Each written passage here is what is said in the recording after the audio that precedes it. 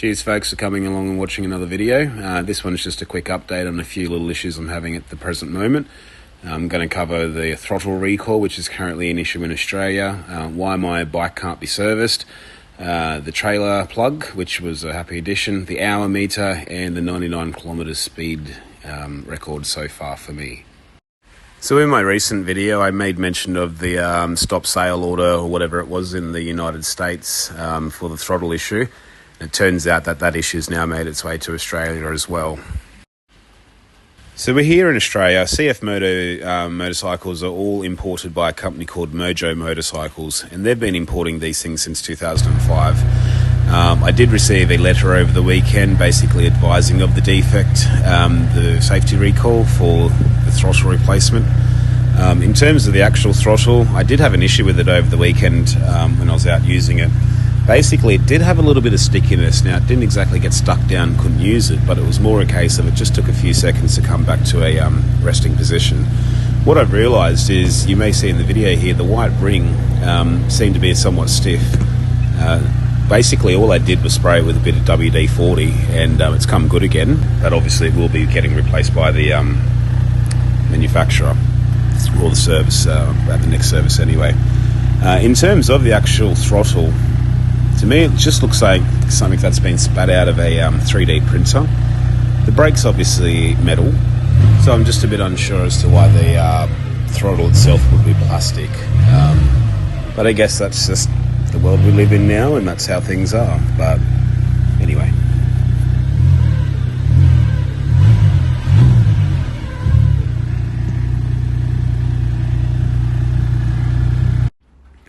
So one of the things I enjoy about these machines as well is basically being able to view anything and everything online in terms of parts. You can go through the catalogues here, as you can see, find out exactly what you need right down to the nut, bolts, washers, things like that. As you can see, there are detailed diagrams that pretty much make everything easy to identify. I find it quite interesting being able to sort of go in and take a look into the various images as to how things are set up, what the geo is and things like that. Obviously it makes it easy to order as well. One of the things I was doing some research on though is the current parts for the U10, and a lot of them aren't really in stock at the moment in Australia, and I have noticed that just over the past couple of days they've recently updated all their accessories, which are due for early arrival in January, I believe.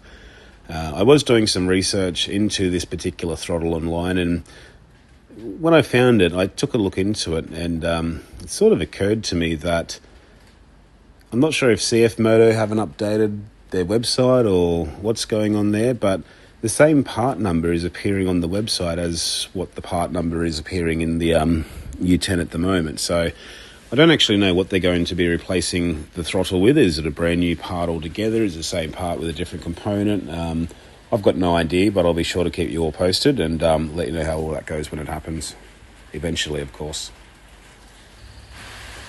So given today's only Monday in Australia, I gave the dealer a call this afternoon, and they didn't exactly give me the news that I was wanting to hear. It turns out that at this point in time, they can't service the U10 Pro simply because they do not have any oil filters in stock in Australia at the moment, and they're still awaiting some to arrive.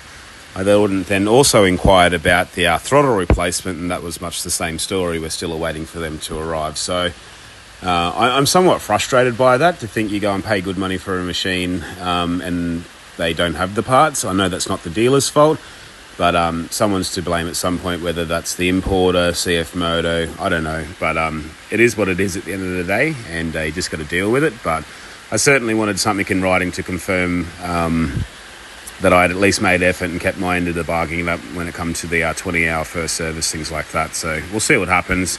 We'll go from there. So aside from those couple of small issues there, something I did notice over the weekend is this thing actually has a trailer plug built into it already, straight from the manufacturer. I didn't actually see it previously. I don't know how I've missed it, but there you go. I just thought I'd share that. That's a good thing. So I did make mention of the hour meter in an earlier video that I did.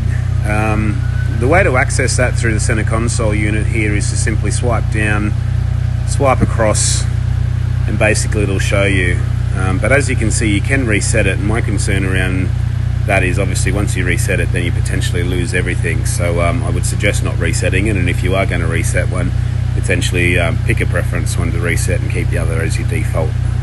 That's my advice. Now, as I mentioned earlier, so far the record for me in this thing, which actually was my brother driving, is 99 kilometres an hour, or the equivalent of 61 miles per hour. I gave him a bit of shit for not hitting the 100, but anyway, it's all good. Right, so in summary of all that,